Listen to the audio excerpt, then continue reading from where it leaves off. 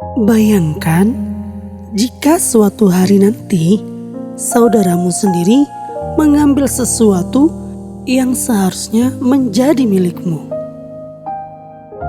Sebuah hak besar, sebuah kehormatan keluarga, bahkan sebuah doa keberkahan dari ayahmu sendiri.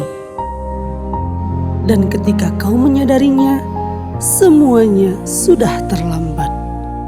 Inilah kisah tentang kemarahan, pengkhianatan yang terasa begitu dalam, dan keputusan yang hampir membuat seorang saudara membunuh saudaranya sendiri di dalam keluarga Nabi Ishak alaihi salam.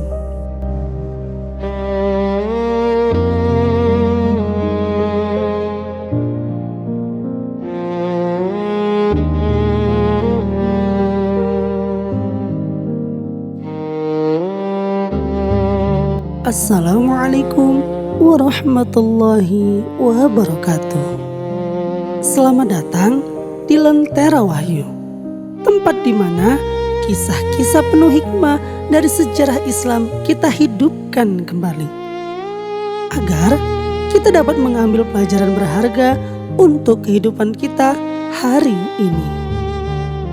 Langit mulai berubah warna menjadi senja. Angin gurun bertiup pelan melewati tenda-tenda di perkemahan keluarga Nabi Ishak. Di dalam sebuah kemah, Yakub berdiri dengan jantung berdebar kencang. Di hadapannya duduk ayahnya, yaitu Nabi Ishak alaihi salam. Usia yang tua membuat penglihatannya Nabi Ishak hampir hilang. Namun hati seorang ayah tetap penuh kasih. Dengan suara pelan, ia berkata, "Anakku, mendekatlah."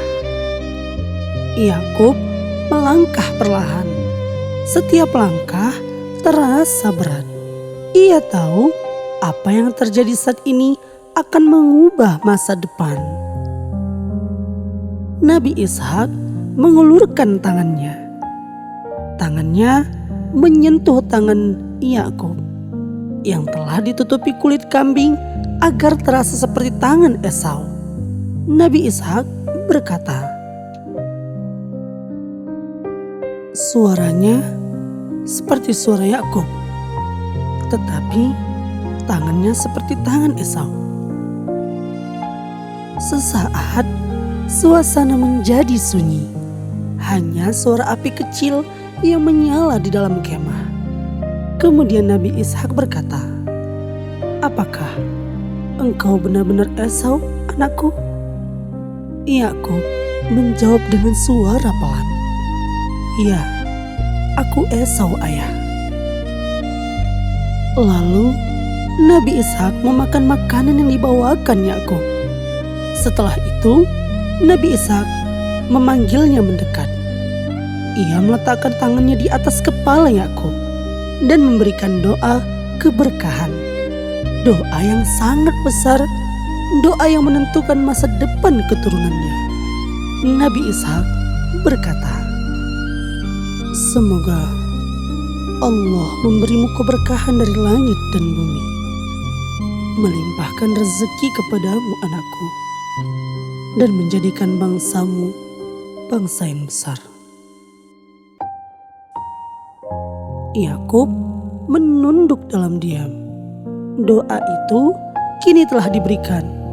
Namun tak ada yang menyangka apa yang terjadi beberapa saat kemudian. Tidak lama setelah Yakub keluar dari kemah, langkah kaki seorang terdengar dari kejauhan.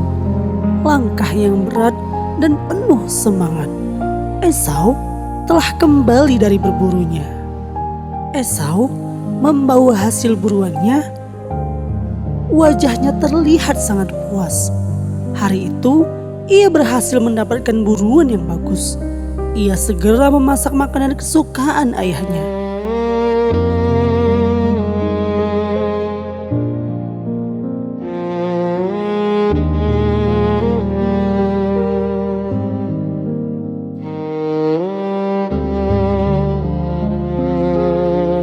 Setelah semuanya siap, Esau membawa makanan itu masuk ke dalam kemah. Dengan suara hangat ia berkata, "Ayah, bangunlah dan makanlah dari hasil buruanku. Setelah itu ayah, berkatilah aku."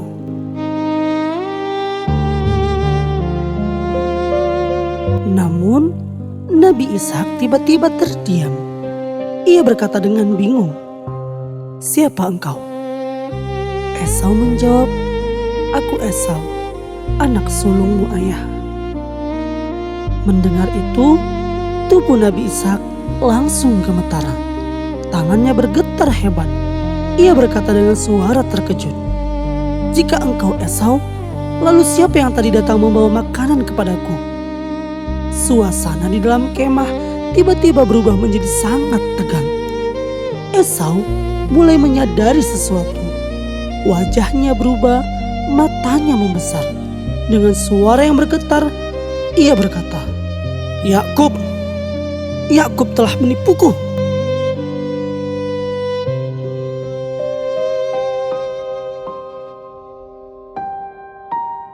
Ia sadar bahwa saudaranya telah mengambil berkat yang seharusnya menjadi miliknya. Esau menangis dengan sangat keras. Tangisannya memenuhi seluruh kemah.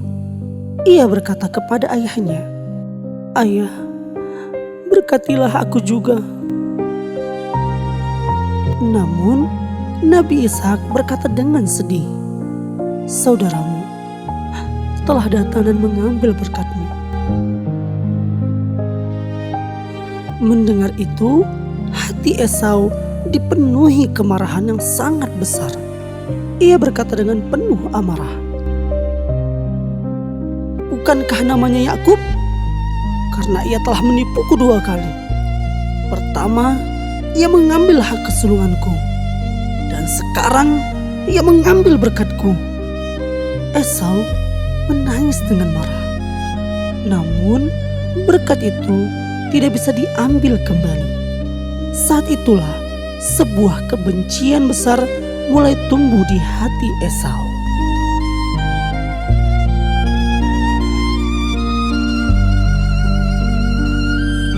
Sejak hari itu, Esau menyimpan kemarahan yang dalam. Ia berkata dalam hatinya, "Suatu hari nanti, setelah ayah meninggal, aku akan membunuh Yakub."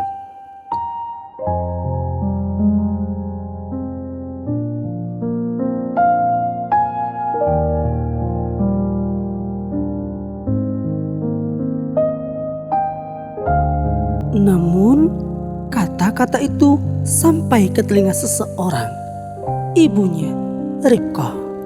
Ketika mendengar rencana Esau, hati Ribqah dipenuhi ketakutan. Ia tahu bahwa nyawa Yakub dalam bahaya. Maka ia segera memanggil Yakub. Dengan wajah cemas, ia berkata, "Anakku, kakakmu ingin membunuhmu. Karena itu, pergilah sekarang anakku. Pergilah jauh ke rumah saudara kita di negeri Haran. Tinggallah di sana sampai kemarahan kakakmu mereda." Yakub terdiam. Hatinya terasa berat. Ia harus meninggalkan rumahnya, meninggalkan ayahnya, meninggalkan tanah tempat ia dibesarkan. Namun demi keselamatannya, ia harus pergi.